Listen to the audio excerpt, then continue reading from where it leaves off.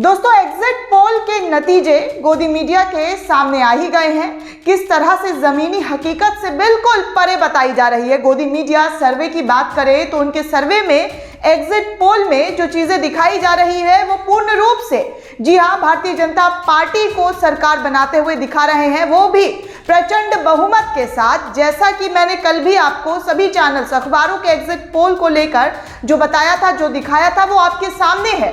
लेकिन सबसे बड़ा धमाका जो है वो एग्जिट पोल का है कि आखिर ऐसा कैसे हो सकता है, जो कि जमीनी हकीकत कुछ और ही बयां कर रही थी, लेकिन एग्जिट पोल में जो मेन स्ट्रीम मीडिया है, जिसको गोदी मीडिया का नाम दिया गया है, वो इस तरह का एग्जिट पोल कैसे लोगों तक पहुंचा रही है, बढ़ा चढ़ाकर दिखाया जा रहा है। लेकिन इस एग्जिट पोल को, रवीश कुमार के एग्जिट पोल में क्या कुछ कहा गया है, समाजवादी पार्टी की सरकार बन रही है या बीजेपी की, ये सब कुछ रवीश कुमार ने धमाके के साथ, जी हां, उजागर किया है। गोदी मीडिया की तरह रवीश कुमार एग्जिट पोल पर भरोसा कर रहे हैं। ये सब जानकारी आपको इस खबर के अंदर, इस वीडियो के अंदर देने वाले हैं कि इस एग्जिट पोल को लेकर रवीश कुमार क्या सोचते हैं, क्या लिखते हैं, उनकी सोच क्या है, उनकी क्या राय है, क्या गोदी मीडिया जो दिखा रहा है वो सच है या उससे कुछ परे है, और तो और किस तरह से रवीश कुमार को ट्रोल किया जा रहा है, ट्रोलिंग का सामना कर रहे हैं। तो आपको चलिए हम आपको बता देते हैं कि रवीश कुमार ने एग्जिट पोल को लेकर क्या कुछ कहा है,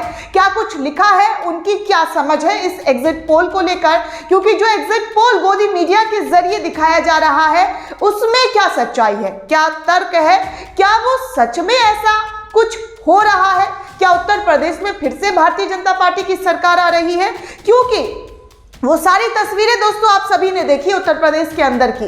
तो आगे आपको बता दें कि रवीश कुमार ने लिखा है, चुनाव या एग्जिट पोल में बीजेपी जीतती है तो मेरा मीम बनने लगता है। यानी कि रवीश कुमार कहते हैं कि अगर बीजेपी की जीत दिखाई जाती है तो मेरा मीम बनने लगता है। पहले की जमीन में जीत आती थी तो लोग मिठाइयां बांटते थे, जलेबी छनवाते थे, अब भी होता होगा, लेकिन इसमें मीम जुड़ गया है और रवीश कुमार का मीम बना बनाकर आईटी सेल वाले काम पर लग गए हैं। विनीत कुमार के डिजिटल डाइट की तर्ज पर मीम भी डिजिटल मिठाई है, जिसमें दूसरों का मजाक उड़ाकर खुशियां मनाई जाती है। आईटी सेल के दिमाग में मोदी से पहले मैं रहता हूं, नतीजों को लेकर मेरी प्रतिक्रिया की कल्पना करने लगते हैं कि मैं किस तरह की कल्पना कर रहा हूं। नतीजे के दिन पहले भी मेरी शक्ल को लेकर मीम बनती थी कि मेरा चेहरा कैसा होगा, बीजेपी के जीतने पर उदास होगा या हारने पर खुश होगा।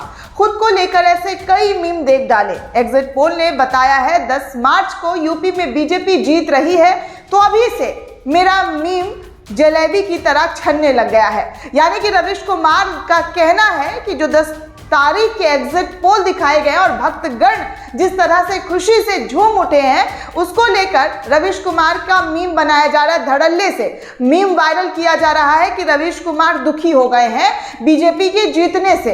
पहाड़ चढ़ जाने से पहाड़ कमजोर नहीं हो जाता है। रवीश कुमार आगे ये लिखते हैं कि पहाड़ पर चढ़ा देने से पहाड़ जो है वो कमजोर नहीं हो जाता है, जिसे कि भारतीय जनता पार्टी को पहाड़ पर चढ़ा दिया गया है। उन्हें पता है कि मैंने जो लिखा और बोला है वो पहाड़ की तरह खड़ा है। अगर बीजेपी के समर्थक जीत के खुशी में मेरे चेहरे को याद रखते हैं तो ये बड़ी बात है। आपको ये खुशी मुबारक हो, ये खुशी मुबारक हो आपको कि आप मेरे चेहरे को याद कर कर खुश हो रहे हैं। कम से कम आप ये भी सीख लें कि हंसा कैसे जाता है। मीम बनाने वाले ने अनजाने में एक चीज सही बना दी है, इसमें दोनों हाथों से लिख रहा हूं। बचपन में बाएं हाथ से लिखता था, बाद में दाएं से लिखने की आदत डाल दी गई है। चुनाव के नतीजे में से प्रभावित नहीं होता और ना अब चुनाव के कवरेज में बहुत दिलचस्पी लेता हूं। अनुभव के साथ ये ज्ञात हुआ है कि चुनाव के दौरान पत्रकार और जनता इससे संबंधित 10% जानकारी के दायरे में खेलते रहते हैं या खिलाए जाते हैं। ये भी रवीश कुमार ने बता दिया है कि चुनाव के टाइम में जनता से संबंधित 10% जानकारी के दायरे में खेलते हैं या खिलाए जाते हैं। चुनाव कैसे लड़ा जा रहा है उसकी 80% जानकारी दोनों की पहुंच से दूर होती है। मतलब कौन कितना और कहां से पैसा लाकर खर्च कर रहा है, या कौन रात में जाकर किसी प्रभावशाली को खरीद लेता है, ये आप नहीं जान पाते हैं और आपकी समझ से बहुत परे होता है। ये चीजें रवीश कुमार ने खुलकर सामने ला दी है कि किसको कौन खरीद लेता है ये हम लोगों को पता नहीं होता है, कौन सी चाल चली जाती है ये हम लोगों को पता नहीं होता है। जो मीडिया में दिखा दिया जाता है, जो गाया जाता है वो सब हम लोगों को पता होता है। ये तो एक छोटा सा हिस्सा है, ऐसे ही कई और जानकारियां होंगी। बाकी सब उछल कूद रहे हैं कि मैंने कहा था भाजपा जीतेगी और मैंने कहा था सपा जीतेगी, ये सब कुछ लेकर मीम्स बनाए जा रहे हैं, लेकिन जो सच्चाई है, जो हकीकत है, वो कुछ और ही बयां कर रहे हैं। तो इस तरह से रवीश कुमार ने दोस्तों इस पर तीखी टिप्पणी की है एग्जिट पोल को लेकर। जिस तरह से रवीश कुमार के मीम्स बने, यही नहीं, रवीश कुमार ने आगे 2 अखबारों को, जो राष्ट्रीय अखबार है उसको लेकर छापे हैं, उनके पन्नों की कटिंग को अपने पोस्ट करते हुए लिखा है कि देखिए किस तरह से उत्तर प्रदेश में योगी आदित्यनाथ का स्वागत हो रहा है।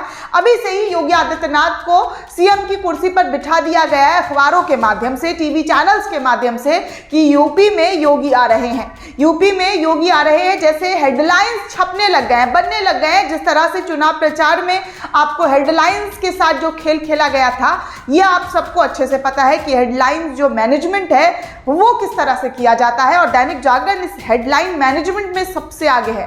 दैनिक जागरण की ये कटिंग आप देखिए तो सब आपको साफ तौर पर पता चलेगा कि अभी 10 तारीख के नतीजे सामने नहीं आए हैं, लेकिन योगी बाबा जी को सीएम का चेहरा बनाकर पहले से ही हेडलाइन पर सबके दिलों में, सबके दिमागों में बिठा दिया गया है कि यूपी में बाबा आ रहे हैं, यूपी में योगी आदित्यनाथ आ रहे हैं। जो कि आप दोस्तों, कई ऐसे सर्वे आए हैं, कई ऐसे पत्रकारों की राय आई है, वो सब कुछ इस, जी हाँ, एग्जिट पोल पर किस तरह का राय रखते हैं, किस तरह की सोच रखते हैं, और भी बाकी बड़ी जानकारियां हम आपको देने वाले हैं। लेकिन जो खेल उत्तर प्रदेश में शुरू हो चुका है, जो गोदी मीडिया का खेल चालू हो गया है, जिस तरह से गोदी मीडिया प्रचंड बहुमत की सरकार बनाते हुए उत्तर प्रदेश में योगी बाबा को बिठा रही है कुर्सी पर, उसको लेकर जिस तरह से जनता के दिमाग के साथ खेला जा रहा है, उस पर सोच विचार करके जो बड़े पत्रकार हैं, जो लिखते हैं, बड़े बेबाकी से सरकार से सवाल पूछने की हिम्मत रखते हैं, जिनको कहा जाता है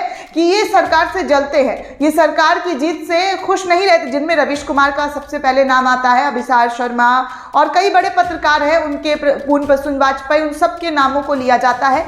लेकिन अगर आप एग्जिट पोल पर ध्यान देंगे और ध्यान देने वाली जो बात है वो अगर देखेंगे, तो ये आपको समझ में आएगा कि किस तरह से अभी, जी हाँ, 7 तारीख के शाम से ही आप लोगों के दिमाग के साथ खेलना शुरू कर दिया है। जैसा कि रवीश कुमार को ट्रोलिंग करना शुरू कर दिया है, क्योंकि रवीश कुमार बड़ी बेबाकी से इस सारी चीज़ों की भविष्यवाणी कहें या फिर बेबाकी से बात रखते हैं, वो आपको दिखाई दिया। अभी लास्ट टाइम हमने आपको एक खबर दिखाई थी कि इंडिया टुडे की जो मैगजीन है, उन्होंने पूरे कवर पेज पर, जी हाँ, पहली बार ऐसा हुआ 7 साल में, या यूँ कहें कि उत्तर प्रदेश की राजनीति में 5 साल में, योगी आदित्यनाथ की बजाय सीएम का जो चेहरा था, जो कैंडिडेट है विपक्ष के अखिलेश यादव, उनको पूरे कवर पर फोटो डाल दी गई थी। इसको लेकर भी काफ़ी हंगामा हुआ था और रवीश कुमार ने भी इसको लेकर तंज कसा था कि देखिए उत्तर प्रदेश की जो राजनीति है उसमें कुछ ना कुछ भूचाल तो ज़रूर आया है। इसलिए तो गोदी चैनल्स, गोदी मैगजीन, गोदी अखबार जो है